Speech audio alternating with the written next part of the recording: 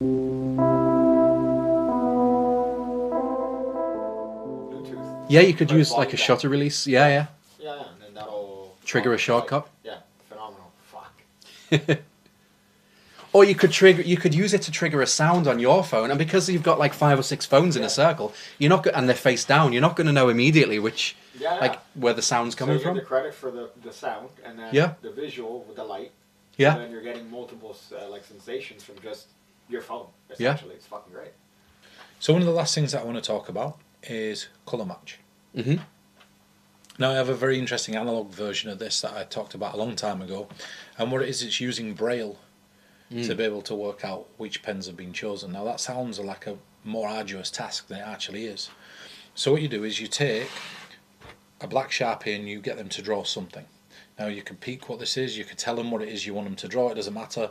In the actual version of Picasso, which is the original routine by Paralabs, not Paralabs, Pro Mystic. Mystic, they draw whatever image, and you've told them it's a boy or it's a house or whatever, and they're just going to match the image. So what you do is you've got 4 coloured pens, you've drawn this in, and let's say you've got a blue, a red, a yellow and a green. That's just easy to remember for me: blue, red, yellow, green. Now on the blue pen, what you do is on the top of it, blue, and the blue pen, you score an X with a knife into the top of it. If you were to feel the top of that, it's very easy to know that it's something. Yeah. The next pen, what you do is you take a glue dot or a dot of blue tack and you stick it into the little divot. Yeah. So now that's got like a nip or a nipple on the top of it, so you know by touching that what it's going to be. Dot of super glue. That's it. The next one, you don't do anything. So you feel it and you do nothing. The next one, it sounds like it's unsanitary. It's not. Like you put it into your mouth and you bite a little bit, so you score the edges. Yeah. So now you've got 4 pens, and you use these for the rest of the performances. You hand them out and do what it is you need to do. Now you take 2 pens in your left hand, 2 pens in your right, and you put your hands behind your back, and you say to them, I want you to take those pens and mix them up into any order in my hands.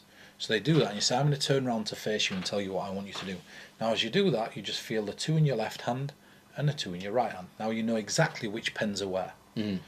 So if you need to double check this, it's really simple. You can tell them to take a pen as you're walking away, and as they go do the instruction that you need with that pen, you can feel the tops of the others very quickly to double check your work if you need to.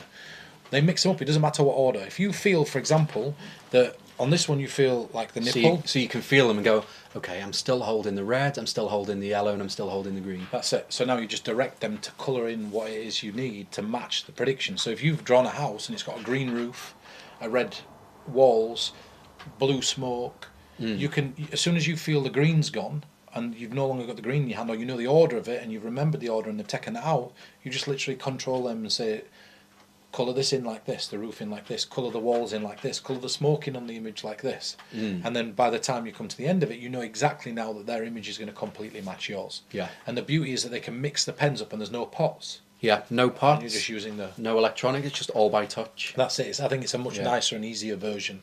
It's great. It's just simple. It's just always using ready to feeling. go. That's Yeah. it, because you can use it over and over again.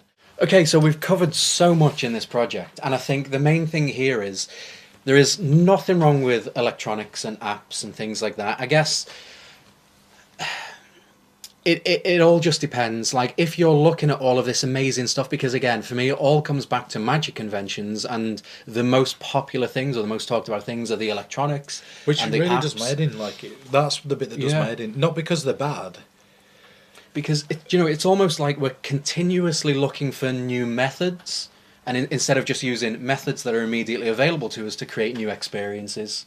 That's it. And I think that's the thing, is that whenever we get into these creative sessions, whenever we're paid to do this, the amount of times that you, Mark Lemon, and I, or other consultants are sat there, you can always tell a green consultant, because you create an interesting plot, and the very first thing they say is, but what's the method to that?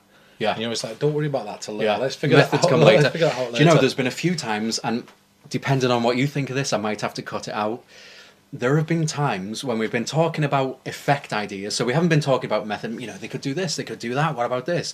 We've just been talking about the effect with no idea how we'd accomplish it. And then the talent or the performer have come to us and gone, that sounds amazing, and is the method taken care of? And we've gone, oh yeah, it's really, really easy as well. In fact, I think you'll like it. It's funny how cheeky it is, to put them at ease, so they go, oh great, I'm going to be able to do this effect. And once they've said they want to do it, then we've sat down and gone, right, how the fuck are they going to do this? Well, and that's then the best way.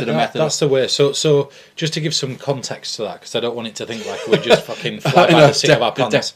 Is a lot of the time that it's either the talent or production that are asking that question, and when production asks something like that, the moment that you give them an inkling of doubt that you're not capable of doing what you do, they start to cut budgets. Yeah. They start to cut any resources that they might have given you if you'd have just known what it is that you were doing. And you want to always seem competent to production. And another thing is when you're working with like got talent companies and things like that, they want to know what the method is, and you say, oh yeah, I'll write it up and I'll get it to you, which gives you time to do it. Yeah. But at the same time, like, you don't have to have something on the spot. Remember that is sometimes the greatest methods are the things that we've just come up with because we've had to have the necessity of coming up with it. Yeah. And there's been times where we sat there, we lived in a house together for nearly 6 months. Yeah.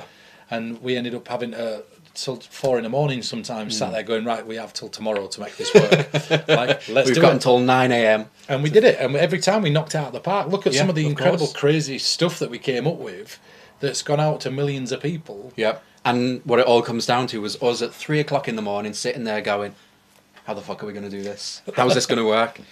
But yeah, that's what works best, because then we know we've got a limited amount of time, we've got a limited materials, we know we're not going to use electronics.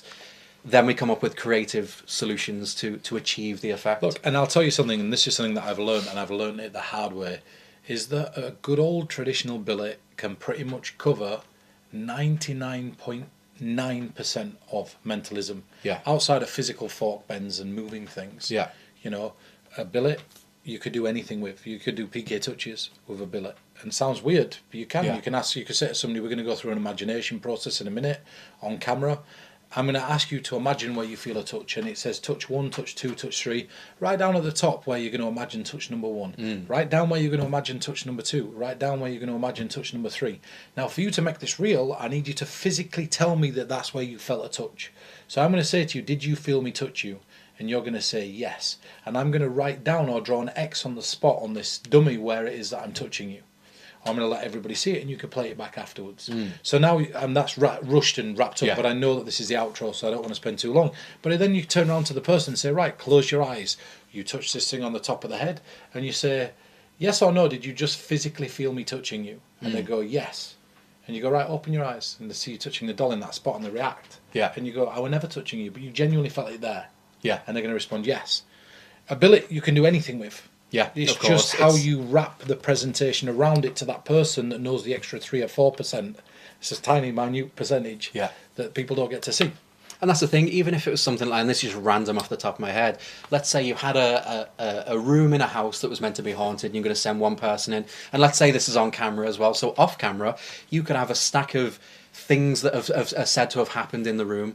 You know, the pictures fall off the walls, the lights flicker, this and that, and you can say, okay, you're going to choose one of these, and when you go into that room, whichever one of these you choose, I want you to imagine it happening. So if it's, you know, if it says the fire ignites, then I want you to look at it and imagine the fire igniting. If you pick the one that says the lights flicker, look at the lights and imagine them flickering. Whatever you pick here, I want you to go into that room and imagine it happening. And then when you come out, I'm going to ask you some questions, but whatever you do, don't tell me or anybody else which one of these you've chosen and which one you've imagined.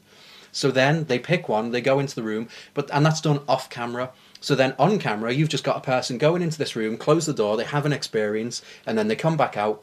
And then when you ask them to describe what happened in the room, similar sort of situation, because of the conversation you've had with them beforehand, they will know to describe the actions they picked on the card. And then you could use that to lead into something else as well. But essentially, using a billet and some pre-talk, you've now got someone going into a room and then coming out and saying the pictures fell off the walls.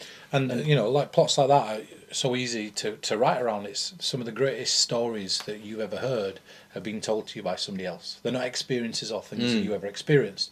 And what's interesting is if you've ever walked down the street at night, sometimes you can imagine hearing noises when you really know that that's not what's actually happening. It's just things are going off around you, and your brain conflates it to create something that you consider an anxiety-inducing noise, and your brain starts to paint this picture of things that never really existed. Yeah. So in a minute you're going to walk into this room, it's pitch black, you're going to stay in there for 60 seconds, and you're going to come back out. And you are going to experience something. And all I want you to do is go in there and let it happen, and then come back out, and you're going to describe to me what it is that you felt or you saw or you experienced in that room. So then they go in there, you've got 60 seconds, and you say, what's really interesting is all these signs that we set up on the way into the building. Now you'll notice, for example, that this one says, make sure you turn the lights out, and this one here turns around and says electricity problems, and you might set up better signs than that, and then you say, right, what is it that you experienced in that room? And they come out and they say the lights were flickering. You say, well, that's interesting. Can you explain what you mean by that? Like, were they like flickering fast? Were it slow? And they'll start to describe it. And you say, join me for a second. Let me show you something. This is why you imagined that. And now you point out all these little signs on the way in. Yeah. And they're going to start reacting now like that was the thing that they experienced on the way in. And they go, I must have been influenced for that in my brain. I really saw it. And then, especially if you put a little bit of pre-talk before asking them the question, and you say, look, when we're talking to you, the viewers didn't get to see what were inside that room. Only you did. Only you imagined it. But for them to best get the feeling that you experienced in that room, I don't want you to say, I imagined this. I want you to talk about it as if it actually happened. Yeah. So whenever I'm asking you questions, just talk about it like it happens, because that best conveys through the screen, because they're not here, what it is. They can't imagine what you can imagine, so tell us it as though it happened. So that they can see it as an actual experience. So now you can ask, you can say, okay, so what did you physically experience inside that room? I was in there, the lights started flickering, I moved against the wall, they flickered more. And then they tell it as if it actually happened. Tie all that together and you've got a great piece of television that just existed from one billet. Now, we just made that up now. This is not, we're not saying that this is a great piece of mentalism, but it's just to give you an example that you can make anything happen. Yeah. Anything you want happen. If you can justify it and explain it and give it reason and further context off camera, then on camera when it plays out, and then on TV they only see 30 seconds of what took you an hour to complete, then that's fine, because you've got, the person there still gets an experience, it's just slightly different from what the viewers experience. And that's not every time, that's not in every case. I think it's important to state that sometimes they get a better experience than what the viewers experience. Yeah. They actually get a bigger experience. We're just explaining how we can compromise and use ability. Yeah, it just goes to show you how using some pieces of paper and a pen, they can be moulded and changed into further experiences. And the last couple of minutes there, I'm hoping that they're watching this thinking, oh, interesting, because I think if there's anything I want you to take from that, it's that just see billets. Billets aren't just for revealing things and writing predictions and things like that. They're for controlling and shaping and forming and manipulating moments, like interactions and things like that. Like, if you need somebody to do a certain thing when they go into a room, write it down and force it. Or have them write something down and peek it so you know what they're going to do when they get into that room. When you go in there, you'll find 5 toys on a table. They are a football, a basketball, a doll, this and that. I want you to think of which one you're drawn to when I name them out loud and write it down here, and then peek it, and you know what they're going to do when they get in there. That's just a random idea off the top of my head, but just to give you an example. And if you didn't want to compromise, I'm saying we're just making this up as we go along. Yeah. But you could say to them, look, each one of them is going to have an ESP symbol in front of it. These are the ESP symbols. I'm not going to look. I want you just to draw one of them, and then you sound read which one it is, and then you know what the object's going to be before they go in. Because nobody else sees the ESP symbols in front of the. That you would never do that. You'd never do that. I'm just saying you'd never leave it to chance. But I'm just saying that to you, further things as a dual reality, you could have those on a stage, and the ESP symbols could be in front of those. Yeah. And it could be a means to select it, piggybacking off of it. The point that I think Lewis is trying to press is, look, some of this stuff seems really simple, but never think about this stuff as it's being presented. A coin in the hand is boring. Yeah. But using it as a means, it's not boring, but it's not the be all and end all. It's not the best it could be. That's it. The heads or tails doesn't have to, it could be a decision maker. Yeah. The dice could be leading you off down 1 in 6 paths. Yeah. The colour match could be something that determines the outcome of somebody's future. The heads or tails thing could be angel devil. What do you feel now? Do you feel a negative force or do you feel a positive one or whatever? It could be love and hate. That's it. It could be anything. So yeah, don't think of it like as simple stuff, but just take what we've shared here, and again, dive into some of the other stuff that I've sent across to Lewis and have a look at that, and some of the stuff that Lewis has talked about, and really think about what it is that we're talking about here, because this subject means that it's going to save you a lot of money if you can take into account what we're thinking of. And look, if you're going out and buying this stuff just because it fulfills a need that you've got, then that's a different matter. And if you're buying it just because it's fun and you like gizmos and gadgets and new toys, these toys happen to appeal to your interests and your passions, absolutely buy them. But just don't feel like you ever need them to be the best mentalist that you can be, because you absolutely don't. No, you don't. But I think that's everything. That is everything. So, Pete, Dude. thanks for having me. Well, I'll be seeing you again soon. I'm going to go have a cup of tea now, which Big Kick's going to make. Definitely. All right. Thanks for watching.